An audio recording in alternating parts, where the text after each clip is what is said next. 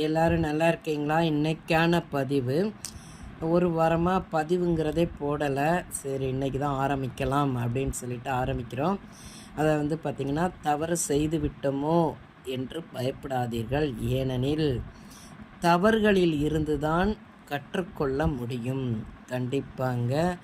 நம்ம தவறு செஞ்சிட்டோமோ, நம்மளை தவறு செய்யாத மனிதர்கள் இந்த உலகத்தில் யாருமே கிடையாது. தெரிந்தும் தெரியாமலும் தவறுகள் நடக்க தான் செய்யும். அதை எந்த இடத்துல தவறு பண்ணோங்கிறத அதை நம்ம ஆராய்ஞ்சு கண்டுபிடிக்கணும். பார்த்துக்கோங்க. பொதுவாக உங்களுடைய தவறுகளை ஆராயுங்க. எந்த இடத்துல தப்பு பண்ணியிருக்கோங்கிறத அதை நம்ம நல்லா ஆராய்ந்து அதை எங்கேன்னு நம்ம கண்டுபிடிக்கணும். பார்த்துக்கோங்க.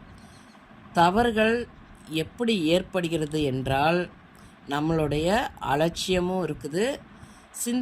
எதையும் சிந்திக்காமலும் இருந்தாலுமே அந்த தவறுகள் ஏற்பட தான் செய்யும். அதை நம்ம எப்படி சரி செய்யணும் அப்படிங்கிறது தான் நம்ம பார்க்கணும். பொதுவாக ஒரு தோல்வியோ ஒரு தவறுனால ஒரு தோல்வி ஏற்பட்டுச்சுன்னா வாழ்க்கையில் அது நமக்கு நிறைய பாடங்களை கற்றுக் கொடுக்க தான் செய்யும். அதனால் நம்ம தவறு செஞ்சிட்டோமே நினச்சி பயந்து சோர்ந்து போயிடக்கூடாது.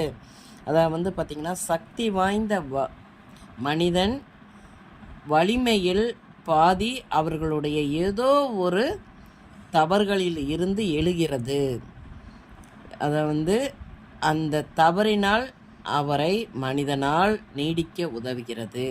அவர் செய்த ஏதோ ஒரு தவறு தான் அவரை சக்தி வாய்ந்த மனிதனாக உருவாக்குது. பார்த்துக்கோங்க. அதிலிருந்து அவர் அதில்